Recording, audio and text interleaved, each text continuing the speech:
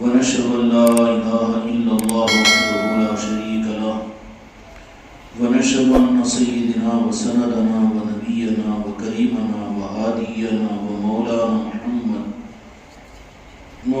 محمدا بارك وسلم تسليما كثيرا كثيرا.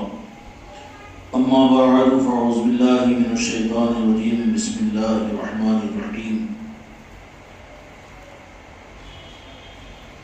والسابقون الأولون من المهاجرين والأنصار والذين اتبعوهم بإحسان رضي الله عنهم ورضوا عنه وأعد لهم جنات تجري تحت الأنهار خالدين فيها أبدا ذلك الفوز العظيم.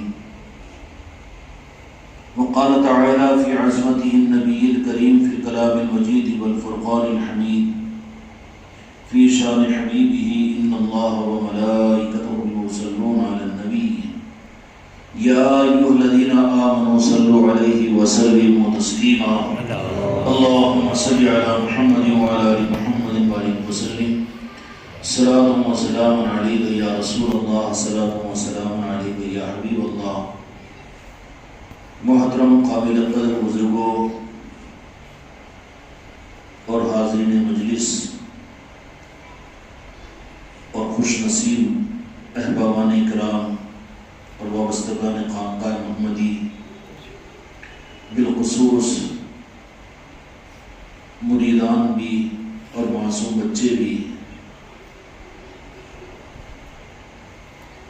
اللہ تبارک و تعالی ہم کو اور آپ کو اپنی رضا کا راستہ آسان فرمائے. شریعت کی انتہائی منزل یہ ہے کہ اللہ تعالیٰ کسی بندے سے راضی ہو جائیں. شریعت کے راستے کی انتہا یہ ہے کہ اللہ تبارک و تعالیٰ عبادتیں کرتے ہوئے، ریاضتیں کرتے ہوئے، مجاہدے کرتے ہوئے، دین پر چلتے ہوئے، شریعت پر عمل کرتے ہوئے شہید اگر ہو جائے تو پھر اللہ تبارک و تعالیٰ راضی ہونے کی اس کی نیت ہوتی ہے، اور آخری منزل شریعت کے نظاموں میں اللہ کی رضا ہے. اور یہی وہ منزل ہے کہ جس کے لیے اگر آدمی اپنی جان بھی دے دے تو اس کو حاصل کر لے تو بڑا سستا سودا ہے. سب کچھ بھی کرے لیکن اللہ تبارک و تعالیٰ کی رضا اگر کسی کو نصیب نہ ہو تو اس سے زیادہ بدنصیب کوئی دوسرا نہیں ہوگا. اللہ تبارک و تعالیٰ ہم کو اور آپ کو اس منزل کے قدردانی کی بھی توفیق عطا فرمائے. آمین آمین. اللہ تبارک و تعالیٰ راضی ہو جائے، یہ منزل میں بہت اعلیٰ منزل ہے. اللہ نے قرآن مجید کے اندر میں اس منزل کی تعریف بیان فرمائی ہے کہ اللہ تبارک و تعالیٰ بندوں سے راضی ہو جائے، بندوں سے راضی ہو جائے. اللہ تعالیٰ آپ کو اور مجھ کو اور حاضرین کو اور حاضرات کو یہ جذبہ اور یہ فکر نصیب فرمائے کہ ہم بھی اللہ کو راضی کرنے والے بن جائیں. لیکن میرے دوستوں، میرے بھائیوں، اس منزل کے بعد اہل شریعت کو جو ملے گی وہ تو جنت مل جائے گی خدا کی رضا کے بعد، اور ایسی جنت میں داخل ہو جائے گا جنات تجری من تحت الانہار خالدین فیہا ابدا ذلک الفوز العظیم، کہ ابد الآباد پھر کبھی اس اللہ کی رضا والی جنت سے کبھی اس کو نکالا نہیں جائے گا. ابد الآباد اس کو جنت کی رضا کی وجہ سے، اللہ کی رضا کی وجہ سے جنت کا داخلہ مل جائے گا. اور جنت میں وہ انسان ما تشتہی انفسکم ولکم فیہا ما تدعون، کہ ہر وہ چیز انسان کو اور ہر نفس کو مل جائے گی جو اس کا جی چاہے گا. ایسی جنت کی مزیدار زندگی ہے کہ جہاں پر خدا کے راضی کرنے کے بعد میں آدمی پہنچ جاتا ہے. اللہ تعالیٰ نے قرآن مجید کے اندر میں بندوں کے سامنے، انسانوں کے سامنے یہی رخ رکھا کہ تم اپنی جان بھی دے دو، لیکن اس کے بدلے میں اگر اللہ راضی ہو جائے گا تو پھر اللہ کی رضا کی صورت میں تم کو جنت میں داخل کر دے گا. اور جنت کی یہ نعمتیں ہیں اور جنت کے یہ مقامات ہیں، جنت کی یہ منزلیں ہیں، اور وہاں پر ایسی جنت میں داخل ہوگا جو کبھی نکالا نہیں جائے گا. اور ہر دل کے تقاضے کو اور تمہارے جس چیز کا مطالبہ تمہارا دل کرے گا، تمہارے دل میں جس بات کا خیال گزرے گا، اس کی دعا تمہیں کرنی نہیں پڑے گی، اس کے لیے محنت تمہیں نہیں کرنی پڑے گی، بلکہ اللہ تعالیٰ جنت کی خصوصیت بیان کرتا ہے، ما تشتہی انفسکم وَلَكُمْ فِيهَا مَا تَدَّعُونَ، کہ تمہارے دلوں میں جن باتوں کا خیال آئے گا بغیر محنت کے، بغیر دعا کے، بغیر چاہت کے، صرف خیال آ جائے گا، تو رب العالمین محنت کے بغیر، کوشش کے بغیر، دعا کے بغیر، اسباب کے بغیر، جنت ایسی جگہ ہے کہ جہاں پر اس کی خواہش کو اللہ تبارک و تعالیٰ پورا کر دیں گے۔ ان فضیلتوں کو بتا کر انسانوں کو اللہ تبارک و تعالیٰ نے اپنی اطاعت پر، اپنی خوشنودی پر تیار فرمایا، جس کا اثر یہ ہوتا ہے کہ رمضان کے روزے آدمی رکھتا ہے،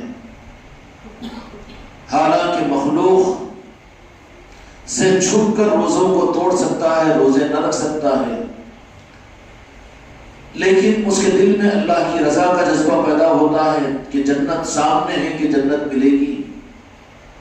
ایسے ہی زندگی بھر یہ آدمی نمازیں پڑھتا ہے، گناہوں سے بچتا ہے اور اعمال کرتا ہے تاکہ خدا راضی ہو کر مجھے جنت میں بھیج دے، خدا راضی ہو کر۔ اس لیے جنت، اس کو سمجھ لیجیے کہ اللہ کا مہمان خانہ ہے۔ اللہ تبارک و تعالیٰ سے جن بندوں سے راضی ہوگا ان کو اپنے مہمان خانے میں بھیجے گا۔ اور اسی طریقے سے اللہ تبارک و تعالیٰ نے دوسری چیز قرآن مجید کے اندر بیان فرمائی، وہ ہے جہنم۔ جہنم یہ خدا کا قید خانہ ہے کہ جو انسان اس دنیا میں خدا کی رضا کو نظر انداز کر کے، خدا کی خوشنودی کو نظر انداز کر کے، اور جو خدا کی مرضیات کو کاٹ کر اپنے نفس پرستی میں زندگی گزارے، خواہشات والی زندگی اختیار کرے، من چاہی زندگی اختیار کرے، تو پھر اللہ تبارک و تعالیٰ ناراض ہو کر اس کو جہاں پر پہنچائیں گے بطور عذاب کے، جیل خانے کے، اس کا نام قرآن پاک کے مطابق جہنم ہے۔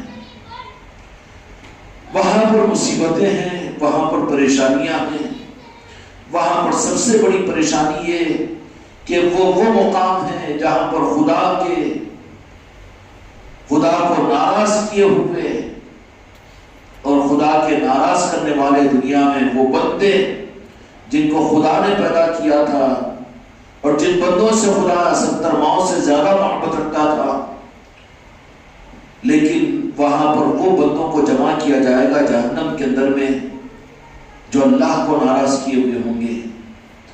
جہنم ان جہنمی بندوں کی وجہ سے اللہ سے پناہ مانگے گی کہ یا اللہ ایسے بندوں کو، کہ ان بندوں کو جن کو تو نے پیدا کیا تھا اپنے خواہشات کے لیے، چند روزہ زندگی کے لیے اور اپنی مرضی کے لیے، اپنے مزاج کے لیے، انہیں نے تجھے ناراض کیا، یا اللہ ایسے بندوں کو تو میرے اندر میں بھیج رہا ہے۔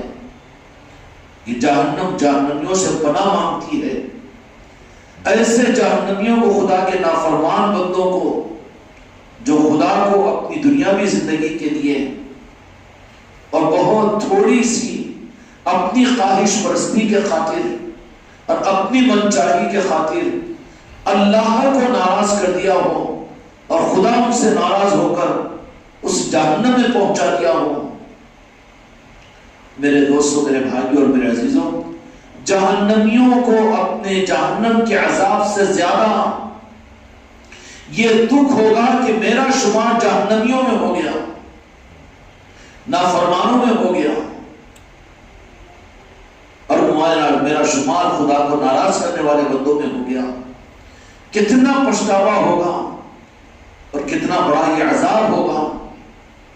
ایک تو اللہ کے خوش ہونے کا مقام، اللہ تبارک و تعالیٰ کا مہمان خانہ جنت ہے، اور ایک اس کا قید خانہ ہے، اور دونوں کے پاس لینے اور دونوں کے ٹکٹ کے لینے کا اور دونوں کے حاصل کرنے کا بلوغیت کی پہلی گھڑی سے لے کر موت کے آخری سانس تک کا زمانہ ہے۔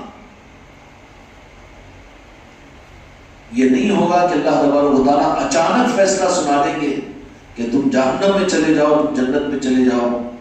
بلکہ دنیا کی زندگی کے اندر میں جنہوں نے اپنی خواہشات والی زندگی کو چھوڑا، رب کی چاہت والی زندگی کو اختیار کیا، اپنی ایک ایک سانس میں اور اپنی زندگی کے ایک ایک لمحے میں خدا کو راضی اور خدا کی خوشنودی حاصل کرنے کو انہوں نے مستحضر رکھا، اور خدا اس کی رضا کے لیے اس کے درمیان میں جو رکاوٹ آتی تھی اس سے اپنے آپ کو بچایا۔ دن کے اجالوں میں، رات کے اندھیروں میں، مجموعوں میں، انفرادی زندگی میں، اچھے حالات میں، برے حالات میں، جنہوں نے ہر حال میں خدا کی خوشنودی کو سامنے رکھا ہوگا، اللہ ان سے راضی ہوگا تو ان کو کہے گا کہ جنت میں چلے جاؤ۔ اور خدا پاک کہ وہ ناپیکار بندے جو اپنی مختصر خواہش اور اپنی دنیا طلبی اور اپنی نفسانیت کی وجہ سے نافرمانی کرتے ہوئے خدا کو ناراض کیا ہوگا، جب وہ جہنم میں داخل کیے جائیں گے، اللہ تبارک و تعالیٰ بد نصیب بندوں میں تمہارا میرا شمار نہ فرمائے۔ اللہ تبارک و تعالیٰ تم سے مجھ سے راضی ہو جائے، لیکن یہ ہوگا اپنی زندگی کی اس مہلت میں کس راستے کو ہم اختیار کریں گے، اس پر اللہ فیصلہ کرے گا۔ قیامت کے میدان میں اللہ تبارک و تعالیٰ فیصلہ مسلط نہیں کرے گا، بلکہ انسانوں کے اپنے اعمال نامے، تمہارے اور میرے اعمال نامے کھلے ہوئے ہوں گے، کرام کاتبین سارے دفتر سامنے لا کر کھول دیں گے، اور رب العالمین عرش الہی کے پر قرآن پاک کو لٹکا دے گا، اور پھر بندوں سے یہ کہے گا کہ تم اپنے اعمال نامے دیکھو کہ اس میں کسی کا انکار تو تم نہیں کر سکتے۔ فلاں رات کے اندھیرے کے اندر میں، فلاں وقت میں، فلاں تنہائی کے اندر میں، یا فلاں وقت میں، تمہارے اختیار کے وقت میں، تم نے اس وقت میں تم میرے بندے تھے، لیکن تم نے اس کو ایک دم نظر بند کر کے اور آنکھوں کو پوچھ کر پھر میری ناراضگی والے اعمال کو تم نے کیا ہے۔ اب اس کا خمیازہ تم بھگتو۔ میرے بندوں میں تمہارے اوپر ظالم نہیں ہوں، بلکہ میں تو تم پر 70 ماؤں سے زیادہ محبت رکھتا تھا، اس لیے میں نے تمہیں بہت مہلت عطا کی، لیکن تم نے مہلت کو غنیمت نہیں جانا۔ اب میں تم سے ناراض ہوں، اب میری نظروں سے ہٹ جاؤ۔ اور جیسے ہی اللہ تبارک و تعالیٰ اپنی ناراضگی کا اعلان کریں گے، ان جہنمیوں کو فرشتے آ کر ان کے پیروں میں بیڑیاں ڈالیں گے، ہاتھوں میں ہتھکڑیاں ڈالیں گے، اور آنکھیں کو گھسیٹتے ہوئے اور سزا دیتے ہوئے میدان محشر کے سامنے کھینچ کر لے جا رہے ہوں گے۔ ساری انسانیت دیکھ رہی ہوگی، جس میں تمہارے میرے بیوی بچے بھی ہوں گے، تمہارے میرے خاندان والے بھی ہوں گے، تمہارے میرے لوگ بھی ہوں گے، محلے والے بھی، جانے پہچانے بھی ہوں گے، تمہارے میرے باپ دادا بھی ہوں گے، وہ ماں اور بھائی اور بہن بھی ہوں گے۔ ان کے سامنے پھر وہ میدان محشر والے کہیں گے کہ ہم تو ان کو پہچانتے تھے۔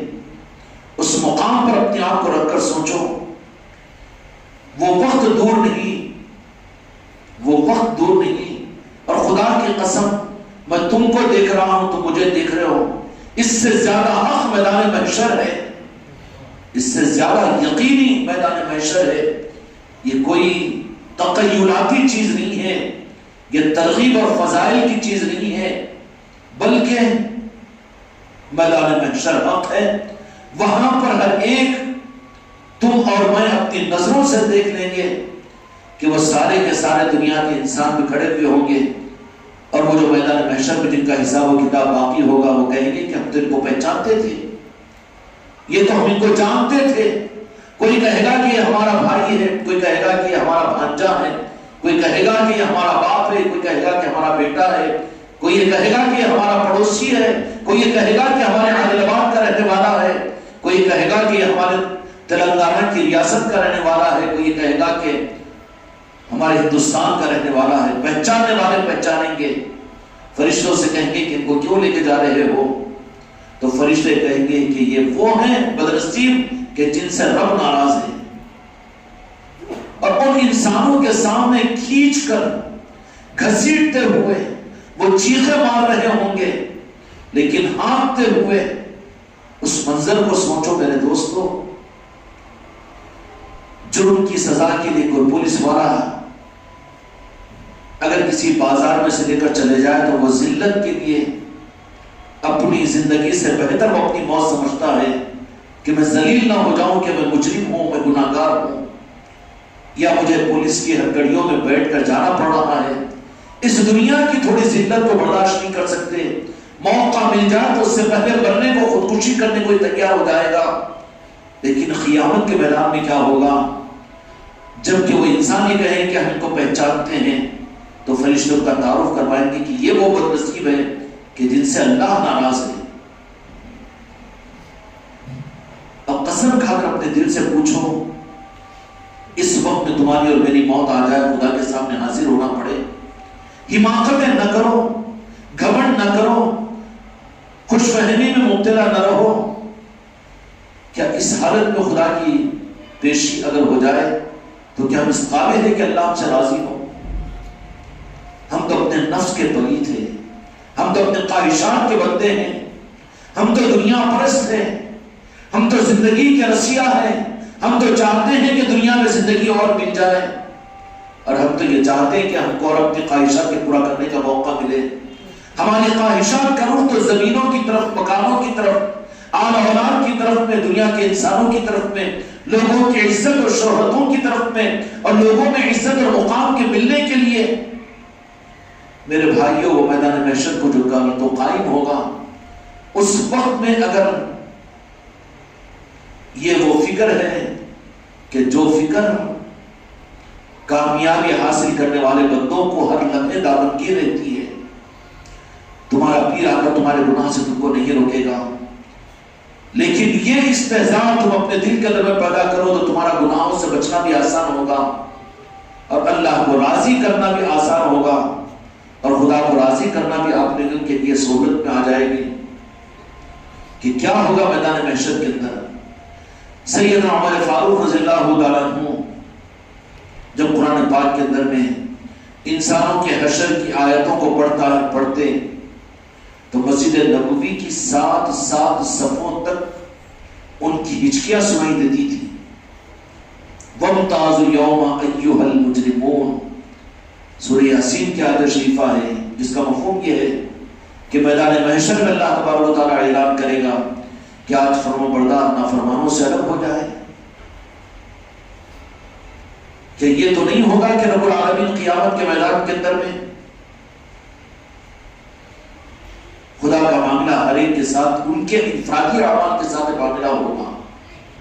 یہ نہیں ہوگا کہ فلاں صدی والے، فلاں ملک والے، فلاں علاقے والے، فلاں جماعت والے، فلاں مسلک والے اور فلاں لوگ تم سے حساب و کتاب نہیں، سیدھا جنت میں چلے جاؤ، یہ معاملہ نہیں ہوگا، بلکہ وہاں پر تو میدان محشر میں ہر ایک کا فَمَن يَعْمَلْ مِثْقَالَ ذَرَّةٍ خَيْرٍ يَرَهُ وَمَن يَعْمَلْ مِثْقَالَ ذَرَّةٍ شَرًّا يَرَهُ۔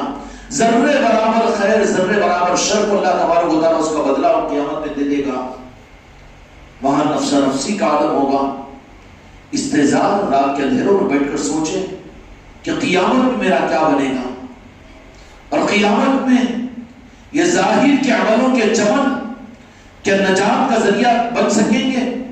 وہ نمازوں کا رخ جس میں 10 کمیاں ہوں، وہ دین کے اعمال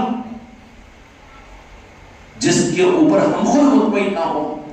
قسم کھا کر کوئی میکا لات اس مجمع کے اندر میں بتا دے کہ میں نے مغرب کی نماز ایسی پڑھی ہے کہ یہ نماز اس قابل ہے کہ رب اس کو قبول کرنا پڑے گا، کس گھمنڈ میں ہو، کس دھوکے میں ہو؟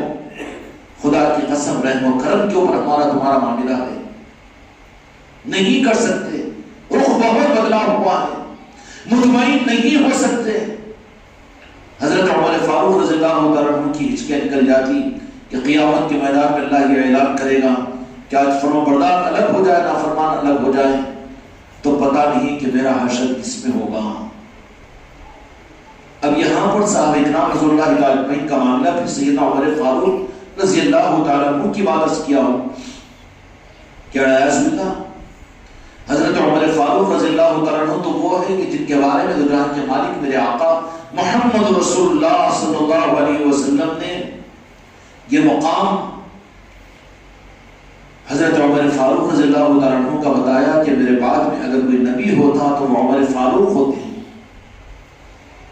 اور آپ کے جنت میں ہونے کی بشارت دے دی، اور جنت میں آپ کے مکان مبارک کو بتا دیا گیا کہ معراج شریف کے اندر میرے آقا جب ایک مکان کے پاس پہنچے جو سرخ رنگ کا تھا، تو کہا کہ کس کا مکان؟ تو کہا کہ یہ تمہارے عمر بن الخطاب رضی اللہ عنہ کا مکان ہے جنت میں۔ میرے آقا نے دیکھا اور آ کر دنیا میں بتا دیا۔ کیا ہم یہ تو نہیں سوچ سکتے کہ نعوذ باللہ حضرت عمر فاروق رضی اللہ عنہ کو یقین نہیں تھا میرے آقا کی بات پر؟ یقین تھا، اسی کی دلیل ہے کہ ان میں فکر تھی۔ ہم کو یقین نہیں ہے جس کی وجہ سے اطمینان ہے۔ مرض کو پکڑو اپنے۔ شیطان تو دوسروں کی اصلاح پر ڈال دے گا، دوسروں کی برائیوں پر ڈال دے گا، دوسروں کی کمیوں پر ڈال دے گا، اور اپنے کو یہ سمجھائے گا کہ ماشاءاللہ الحمدللہ میں تو مرید ہوں، میں تو ذکر کرنے والا ہوں، میں تو نماز پڑھنے والا ہوں، میں تو اچھا ہی ہوں، میں تو اچھا ہی ہوں۔ دیکھتے نہیں ہو میرے سفید کپڑے، دیکھتے نہیں ہو میرے قوت دی عبادات کے آثار۔ حضرت عمر رضی اللہ عنہ کو یقین تھا، اس لیے جو ایسے ہوتے ہیں ان کو فکر ہوتی ہے، جو ویسے نہیں ہوتے، جو صاحب ایمان اور صاحب یقین اور یقین نہیں ہوتے، وہ بے فکر ہوتے ہیں۔ میرے بچوں برا نہ مانو، تمہارا میرا شمار کس میں ہے؟ فکر مند میں ہے یا بے فکروں میں ہے؟ مطمئن ہے اپنی نمازوں پر، اپنے ذکر پر، اپنی پیری مریدی پر اور اپنے مرضی کے دین کے چلنے پر؟ ارے تمہاری مرضی کا میری مرضی کا دین رب کی بارگاہ میں کہاں قابل قبول بنے گا؟ کہاں قابل قبول بنے گا؟ اور خدا نہ خاصہ زندگی کے اندر میں اگر یقین اور ایقان اور اس کی علامت اپنی زندگی میں ہم نے محسوس نہیں کی، میرے بچوں یہ خانقاہ محمدی کی مجلسیں ہیں، یہاں تربیت کے لیے ہم آتے ہیں۔ تمہارے اور میرے اندر میں کبھی تو میدان محشر نظروں کے سامنے ہونا چاہیے، کبھی تو رب کے سامنے کھڑے ہونے کا استعداد ہونا چاہیے، اور کبھی تو اپنے اعمال کی نحوستیں ہماری نظروں کے سامنے ہونی چاہیے۔ آج ان چیزوں سے زندگی خالی ہے۔ ہم امید میں رہتے ہیں کہ ہمارا پیر ہم کو جنتی ہونے کا سرٹیفکیٹ دے دے، ہم امید پر رہتے ہیں کہ ہمارا حج ہو گیا، ہم تو جنت میں جائیں گے سیدھا، ہم تو امید پر رہتے ہیں کہ عشاء کی نماز ہم نے پڑھ لی ہے، اس کے اوپر تو جنت کا سرٹیفکیٹ ہم کو مل جائے گا۔ ہم تو امید پر رہتے ہیں کہ ہم نے کروڑوں روپے چھوڑ دیا، اپنی اولاد کو ہم وصیت کر دیں گے کہ مرنے کے بعد ہمارے نام کی مسجد بنا دو تاکہ ہم جنت میں ہم کو گھر مل جائے۔ میرے بھائی وہ چیزیں کام نہیں، اس وقت میں جبکہ زندگی کے اندر میں وہ رخ رہے اور زندگی میں وہ اپنی پہچان کی فکر رہے۔ حضرت عمر فاروق رضی اللہ تعالیٰ عنہ نے یقین کی کمزوری یا میرے آقا کے ارشادات کے اوپر یقین نہیں تھا، اس کے لیے فکر نہیں تھی، یہ بات نہیں تھی، بلکہ وہ اس قابل تھے، اس کے لیے فکر کا ہونا قابل ہونے کی دلیل ہے۔ اور تمہارے میرے اندر میں اگر فکر ہے تو اللہ کا شکر ادا کرو، لیکن ہمارا رخ گناہوں کو کر کر بھی اپنے کو اچھا سمجھتے ہیں، نافرمانیوں کے باوجود اپنے کو اچھا سمجھتے ہیں۔ وہ تو صحابہ ہوتے ہوئے اپنے بارے میں فکر مند ہو کر رویا کرتے تھے، جن کی ہچکیاں سات صفوں تک جاتی تھی۔ بدنصیب کو ایک آنکھوں سے آنسو اپنے فکر میں نہیں نکلتا، تو یہ پھر بدنصیبی کی دلیل نہیں ہے، بدنصیبی کی دلیل ہے۔ اس لیے میرے دوستوں، میرے بھائیوں، راتوں کے اندھیروں کے اندر میں سوچا کرو میدان محشر کو، راتوں کے اندھیروں میں سوچا کرو خدا کے سامنے حاضر ہونے کو۔ کبھی سوچا کرو تو جہاں کے مالک میرے آقا کاری کملی والے میدان محشر میں ہوں گے، ان کے سامنے آپ کا کلمہ پڑھنے والا ہونے کی حیثیت سے وہاں پیش کیا جاؤں گا۔ کبھی سوچا کرو میدان محشر کے اندر میں پنجتن پاک کا نظام ہوگا کہ جن کے اشاروں کے ذریعے سے قوموں کی قومیں جنتوں میں جا رہی ہوگی۔ سید کائنات سیدہ فاطمہ الزہرا سلام اللہ علیہ کے اشاروں سے عورتوں کی جماعتیں جنت کے اندر میں داخل ہو رہی ہوگی۔ کیا زندگی کے اندر میں ہم جب فکر ہی نہیں کر سکے تو حق ہے کہ ہم اپنے آپ کو ان میں سمجھیں؟ اللہ تمہاری میری غفلتوں کو اپنے کرم سے معاف فرمائے اور فکر والی زندگی عطا فرمائے۔ یہ وہ فکر ہے جو ہمیشہ جب دامنگیر ہو جاتا ہے تو پھر انسانوں کے ڈر سے، بلکہ وہ اس فکر میں مضبوط ہوتا ہے تو پھر اس کا مزاج کیا بن جاتا ہے کہ یا اللہ تو جہنم میں ڈال رہا ہوں تو مجھے جہنم میں ڈال دے، وہ تیری مرضی ہے، تیرا حکم ہے، میں تیرا بندہ ہوں، لیکن تیری ناراضگی مجھے نہ دے۔ کیوں کہ جہنم اتنی بری نہیں ہے خدا کی قسم جتنا خدا کی ناراضگی بری ہے۔ اہل اللہ اللہ کی ناراضگی سے ڈرتے ہیں، جہنم سے اتنا نہیں ڈرتے، اس لیے کہ جہنم میں انہی کو ڈالا جائے گا جن سے خدا ناراض ہوگا، اور جو خدا کی ناراضگی سے ڈرتے ہوں ان کو جہنم میں رب کیوں ڈالے گا؟ اس لیے میرے دوستوں، میرے بھائی اور میرے بچوں، جو بات عرض کرنا چاہ رہا تھا وہ یہ ہے کہ شریعت کے نظاموں کے اندر میں سے اللہ راضی ہوگا تو جنت میں ڈالے گا، جنت میں ڈالے گا، اور خدا ناراض ہوگا تو جہنم میں بھیجے گا، جہنم میں بھیجے گا۔ اللہ تعالیٰ ہماری اور ساری امت کی، انسانیت کی حفاظت فرمائے۔ یاد کریں، استحضار کریں، راتوں کے اندھیروں میں خدا کو منائیں۔ خدا کی قسم ایک ماں ماننے میں اتنا تم اپنی ماں کو اپنی ممتا والا نہیں پاؤ گے جتنا رب کے سامنے رو کر خدا سے معافی مانگو تو خدا ماں سے زیادہ تمہیں معاف کر دے گا۔ اس رب کے نظام کو چھوڑ کر، رب کو راضی کروانے، رب کو راضی کرنے کے نظام کو چھوڑ کر کدھر بھٹک رہے ہیں؟ کوئی سہارا نہیں ہے۔ اللہ تبارک و تعالیٰ اپنے کو راضی کرنے کی فکر تم کو مجھ کو عطا فرمائے۔ تو عبادت اور شریعت کے بعد اللہ راضی ہوتا ہے، راضی ہوتا ہے تو کو جنت میں پہنچاتا ہے۔ لیکن میرے دوستو، اس روئے زمین کے اوپر اللہ تبارک و تعالیٰ نے قرآن مجید میں ایک طبقے کا ذکر فرمایا ہے کہ وہ طبقہ ہے کہ اہل شریعت اور اہل عبادت کو اللہ راضی ہو کر جنت میں پہنچائے گا۔ جو جنتی ہوں گے وہ میدان محشر کے بعد میں، خدا کی رضا کے بعد میں۔ لیکن ایک طبقہ قرآن مجید کے اندر اللہ تعالیٰ نے بیان فرمایا کہ ایک طبقہ وہ ہے، کتنا مبارک طبقہ ہوگا وہ، ایک طبقہ وہ ہے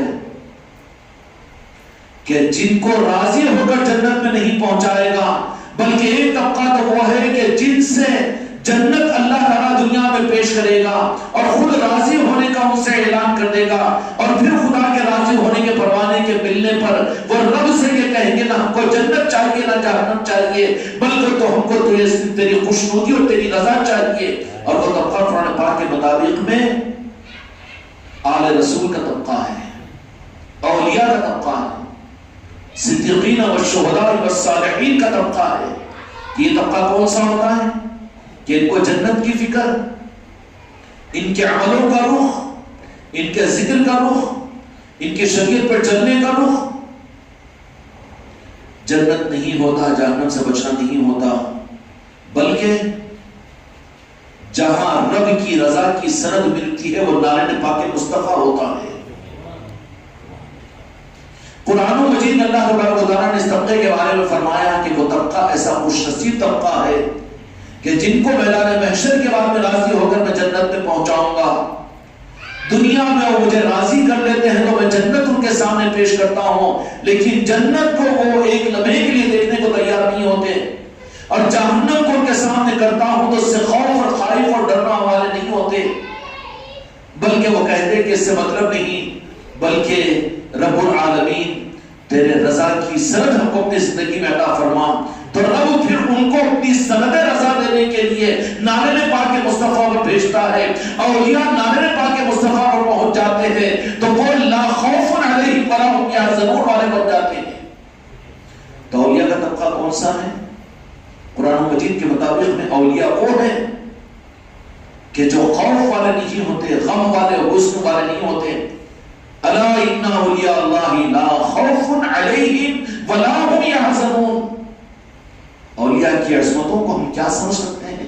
قرآن سمجھا رہا ہے، مجمل انداز میں سمجھا رہا ہے کہ یہ وہ کون خوش نصیب ہے روئے زمین پر رہنے والے، روئے زمین پر رہنے والے وہ اولیاء، وہ مبارک طبقہ، وہ مبارک طبقہ ہے کہ میں اہل شریعت اور دین پر چلنے والوں سے راضی ہو کر جنت میں پہنچاؤں گا، لیکن وہ میرے بندے خاص ایسے ہیں جن کو میں اپنا دوست بنا لیتا ہوں۔ اچھا خدا دوست پہلے بنائے گا، اس کے بعد میں عمل کی توفیق دے گا۔ اولیاء کی بھی عجیب تعبیر کی جاتی ہے کہ خوب عبادتیں، خوب ریاضتیں، خوب مجاہدے کرنے کی وجہ سے ولی بنتے ہیں۔ اللہ تبارک و تعالیٰ ان کو ان سے جو راضی ہو جاتا ہے، پیا جس کو چاہے سہاگن کہلائے، رب کا معاملہ ہے۔ جن بندوں سے راضی ہو جاتا ہے، اپنی دوستی کے لیے انہیں قبول کر لیتا ہے، تو روئے زمین کے اوپر پھر اپنی رضا ان کو جب عطا کر دیتا ہے، تو ان کا معیار کیا ہوتا ہے کہ وہ دنیا کی طرف میں للچائی ہوئی نگاہ سے دیکھنے والے نہیں ہوتے، دنیا کی زندگی کے طالب نہیں ہوتے، وہ اور ایک 10-20 سال زیادہ عمر مل جائے اس کی چاہتے ان کے دل کی تمنا نہیں ہوتی، اور 2-4-10-20 دکانات مل جائے، مکانات بن جائے، اولادوں کا پوترا پاتری اور نواسے نواسیوں کا مسئلہ حل ہو جائے، یہ چاہتے ان کی نہیں ہوتی۔ جبکہ یہ چیزیں ان کے سامنے عملی طور پر آتی بھی ہے تو فوراً چھپتے ہوئے ان کی نظر تو نارائن پاک مصطفیٰ کی طرف میں جاتی ہے کہ یہ سلامت سر سلامت تو پگڑی ہزار، دنیا آئے کہ جائے، دنیا کے مالک بنا کے جائے، کوئی بات نہیں، لیکن دیکھتے ہیں وہ نارائن پاک مصطفیٰ کو، اس لیے کہ خدا کے رضا کی سند نارائن پاک مصطفیٰ ہے۔ اور جب ان اولیاء کو اللہ تبارک و تعالیٰ نارائن پاک مصطفیٰ پر پہنچا دیتا ہے تو پھر وہ خدا سے راضی ہو جاتے ہیں۔ یہ ہے وہ اولیاء کا طبقہ جس کو قرآن مجید میں اللہ تعالیٰ نے بیان کیا۔ آج میرے دوستوں، میرے بھائیوں، امت کے لیے کتنا بڑا عالمیہ ہے کہ جنتیوں کی پہچان اور ان کی عظمتیں تو ان کے پاس میں ہیں، اپنے اعمال کو بنانا اور سنوارنے کا مزاج تو ان کے پاس میں ہے، اور اپنی حماقتیں، اپنی گمراہیاں تو اپنے پاس میں ہیں، لیکن وہ طبقہ جس سے اللہ تبارک و تعالیٰ راضی ہو جاتا ہے اور خدا راضی ہو کر رضا کی سند میرے مصطفیٰ کی نام پاک میں انہیں پہنچا دیتا ہے، اس طبقے اولیاء کے ساتھ میں اس امت کا تعلق آج کے زمانے میں ختم ہو چکا ہے۔ یہ گمراہیتوں میں سب سے بڑی گمراہیت ہے، سب سے بڑی گمراہیت ہے۔ اللہ تعالیٰ پھر سے پوری امت کو اولیاء کی محبت عطا فرمائے، اولیاء کا نظام اپنی طرف سے عطا فرمائے۔ اولیاء سے محبتیں یہ معمولی چیز نہیں ہے، معمولی چیز نہیں ہے۔ یہ محبت اس وقت میں کام آئے گی جب کہ عمل کے اعتبار سے آدمی مایوس ہو جائے گا اور اس کے بدعملیوں کی وجہ سے وہ جہنم میں پہنچا دیا جائے گا، جہنم کے اندھیروں میں، جہنم کی آگ میں وہ جلتا رہے گا، کوئی اس کا پرسان حال نہیں ہوگا۔ لیکن نسائی شریف کے حدیث کے مطابق میں اللہ تبارک و تعالیٰ اولیاء سے کہے گا، میرے بھائیوں، خانقاہ محمدی میں اس سے زیادہ کی کوئی امید مت رکھو کہ اب تم کو عاشق رسول بنا دے یا جنتی بنا دے یا پھر یہ جنت پاک کا چاہنے والا۔ یہ تو بڑے عظمت اور عقیدوں کی چیزیں ہیں۔ اگر تم نے خانقاہ کی محنتوں میں، یہاں کی وابستگی کے اندر میں اولیاء کی محبت ہی اپنے دل میں پیدا کر لی تو خدا کی قسم میں تم پر ناز کروں گا۔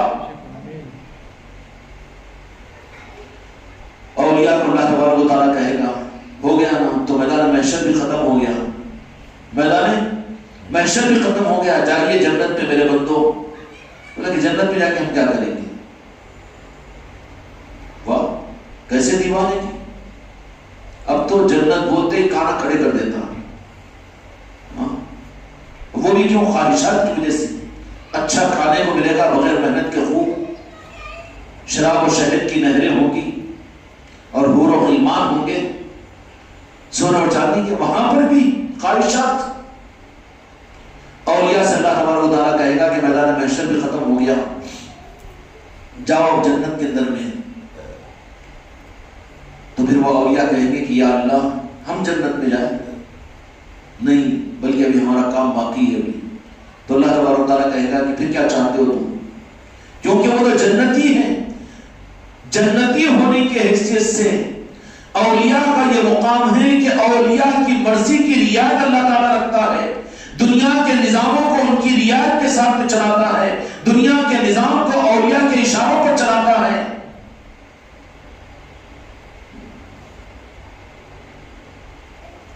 اشاروں پر چلاتا ہے دنیا کا نظام. دنیا کی بقا کی وجہ حقیقت میں اگر دیکھی جائے تو مقصد تو رب کا میرے آقا کی اس دنیا میں تشریف لانے کے بعد ختم ہو گیا تھا کہ دنیا کو بنانے کا مقصد یہ ہے کہ اپنے محبوب کو دنیا میں بھیج دیا, مقصد ختم ہو گیا. اب جو دنیا کو اللہ تبارک و تعالیٰ نے قائم رکھا ہے, خدا کس کھیل کو دیکھنا چاہتا ہے دنیا میں؟ وہ صرف آل رسول آل علی اور اولاد علی کے نظاموں کے مشاہدہ کرنے کے لیے نہ بیٹھا ہوا ہے کہ میرے دیوانے کیسے ہیں, دنیا کو کیسے چلاتے ہیں. وہ بے فکر ہو گیا ہے, اپنے محبوب میں مشغول ہو گیا ہے. اب وہ دنیا کو تماشے کے طور پر دیکھتا ہے. اسی لیے اس دنیا کو اللہ تبارک و تعالیٰ نے فرمایا کہ دنیا لہو لعب ہے, کھیل و تماشا ہے. یہ کھیل و تماشا کے اصل جو محور ہے وہ اولیاء ہے, آل علی اور اولاد علی ہے. اب خدا کو اس دنیا سے مقصد نہیں ہے کچھ. یہ چکر ہی ذرا صحیح نہیں ہے. کیا آدمی یہ سوچے کہ عبادتوں کی بنیاد پر جنت میں جائے گا تو شیطان میں کیا کمی تھی؟ عبادتوں کی بنیاد پر درجات ملیں گے تو پھر فرشتوں کی عبادت کی کیا کمی ہے کہ جنت میں وہ جائیں گے؟ نہیں جائیں گے نا. تو پھر خدا کا مقصد کیا ہے؟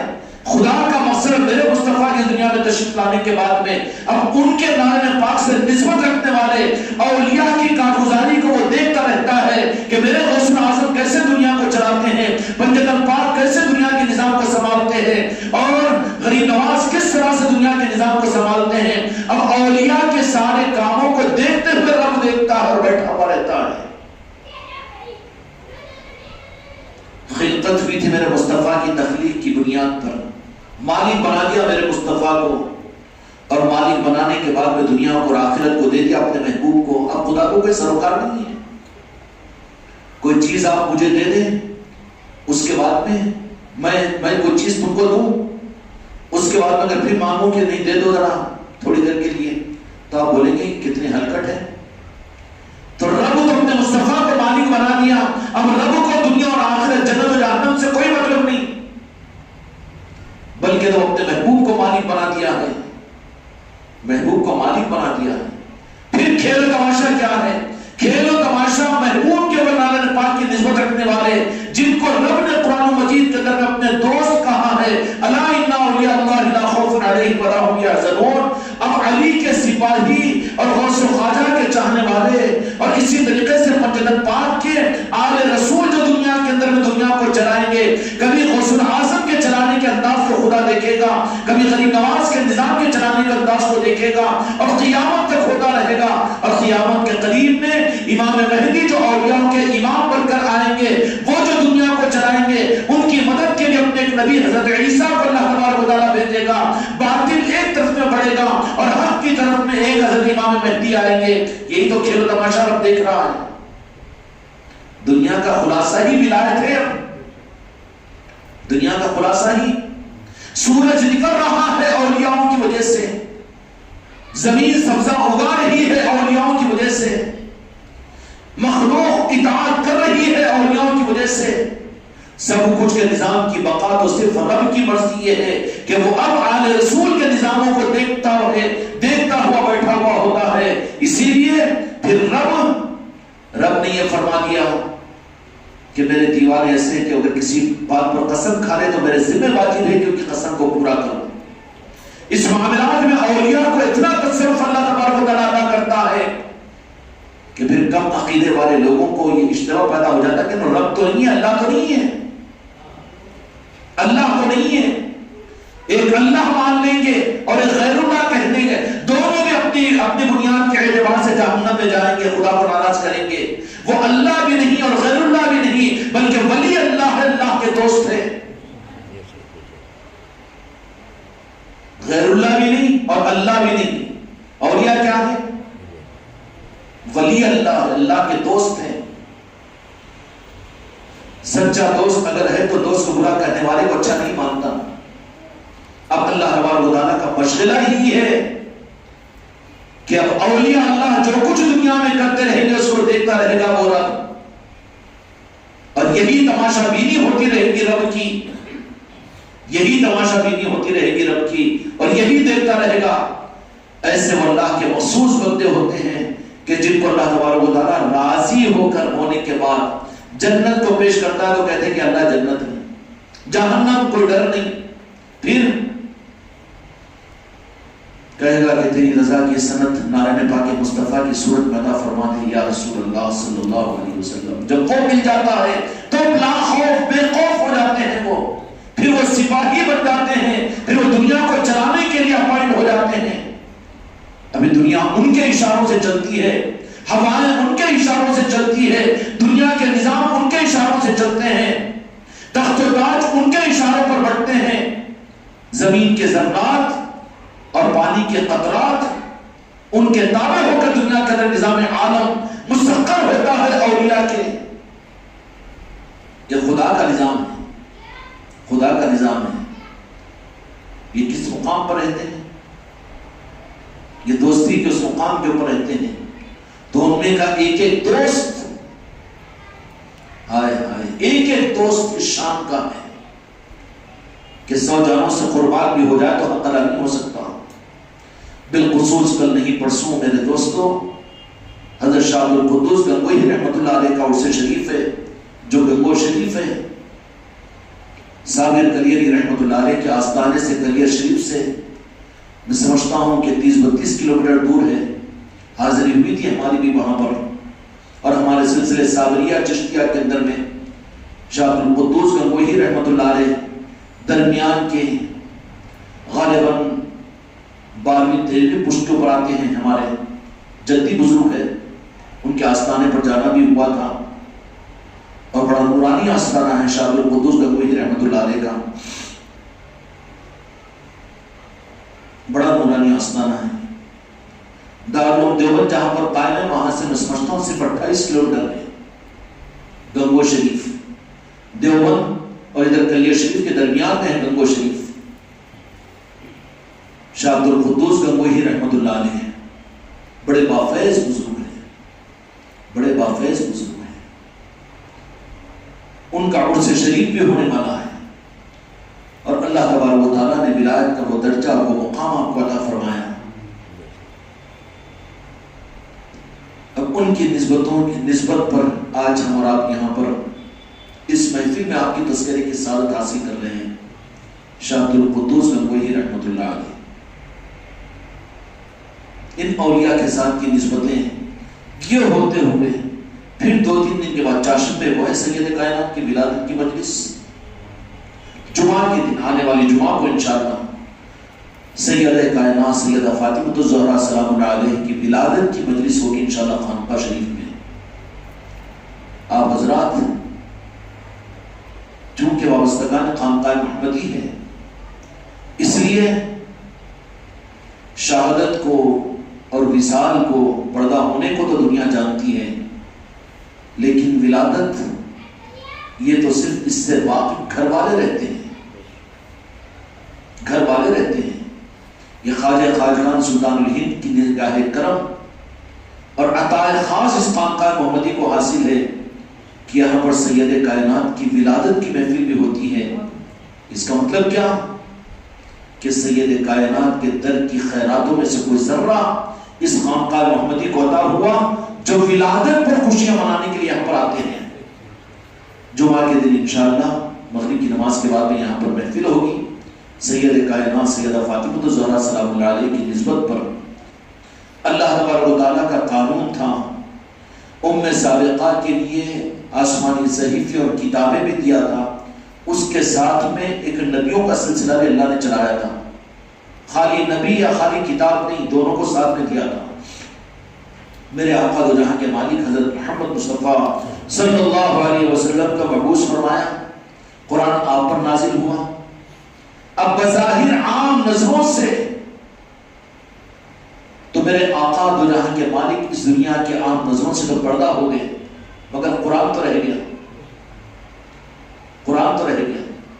صحابہ کرام رضوان اللہ تعالیٰ اجمعین کے سامنے تو دو جہاں کے مالک بھی تھے اور قرآن بھی تھا۔ اب قیامت تک کہ ہمارے اور تمہارے لیے صرف قرآن رہ جائے، اس کا بدل میرے آقا کی ذات کی وہ برکت اور رحمت کا کوئی نسبت ہمارے ساتھ میں نہ ہو، ایسا تو نہیں ہو سکتا۔ قرآن ہمارے پاس میں ہے، شریعت ہمارے پاس میں ہے، لیکن اس کے ساتھ میں آل رسول کی محبت، اولیاء کی نسبت ہے۔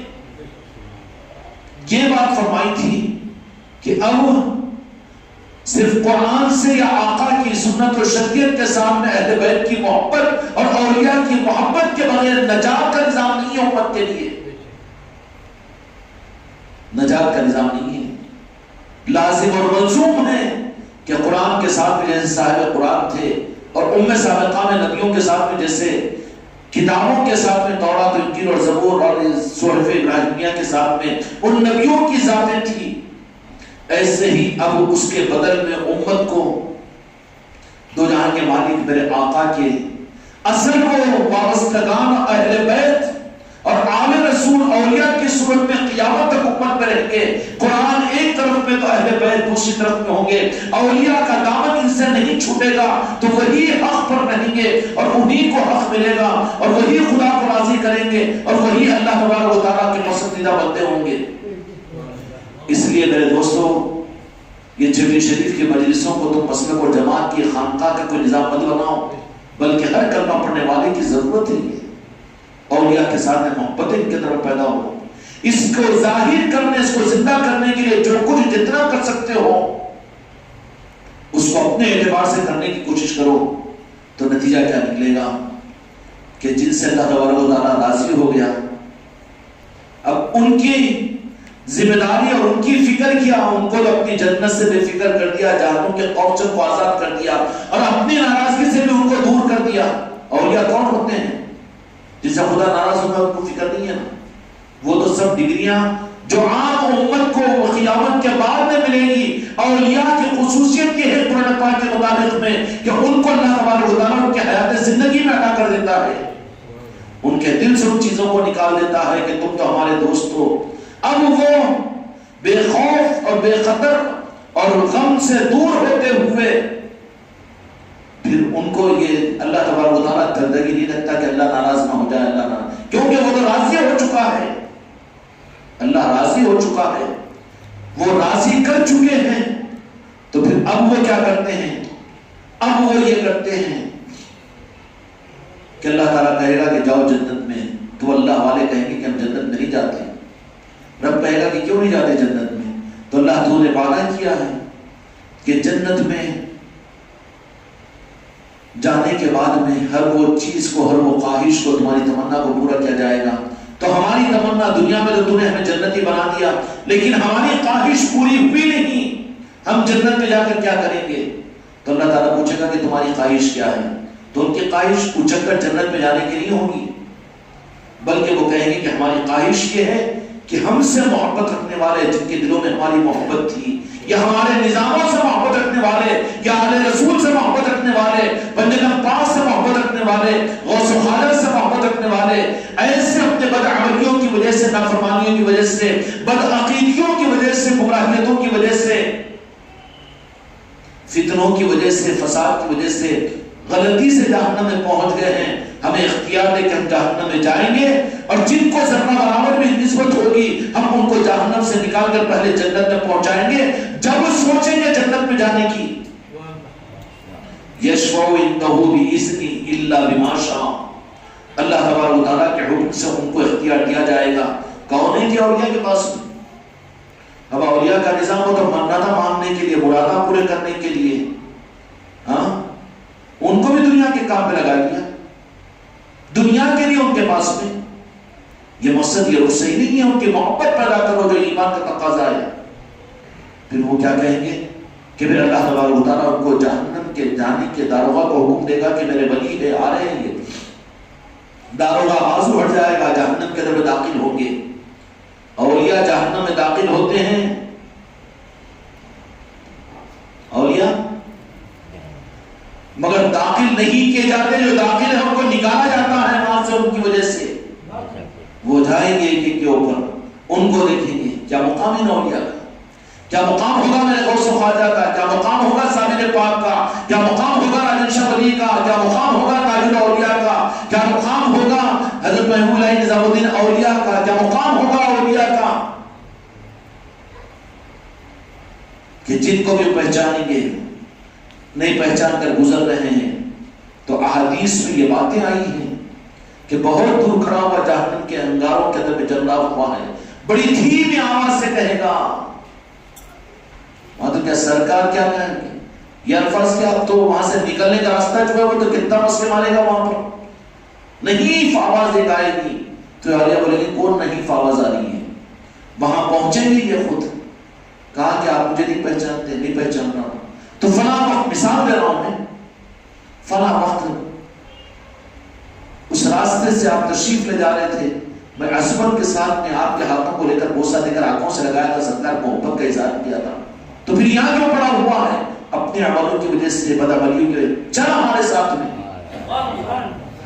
چل ہمارے ساتھ میں، یشفع عندہ الا باذنہ، وہاں پر کام آئے گی اولیاء کی محبت، وہاں کام آئے گی جہاں کچھ کام نہیں آئے گا، بدعملیاں تو جہنم میں پہنچائی ہوئی ہے، لیکن اولیاء کی محبتیں وہاں پر کام آئے گی جہاں تیرے اعمال کام نہیں آئیں گے،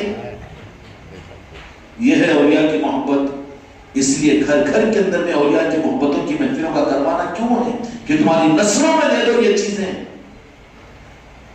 اس لیے میرے بچوں مجلسوں کے حساب سے اپنے گھروں میں مودت کا اظہار بھی کرو پہلی رجب سے، اور پھر 5-4 محفلوں کے اندر اہتمام کے ساتھ میں آیا کرو، اور جمعہ کے دن میں سید کائنات کی نسبت کی محفل میں بھی اسی اہتمام کے ساتھ میں انشاءاللہ ہم سب پہنچیں گے، کریں گے انشاءاللہ۔ اللہ تعالیٰ حق کے ساتھ ہم سب کو آگے بڑھائے۔ 3 مرتبہ درود شریف پڑھ لیجیے۔ اللہ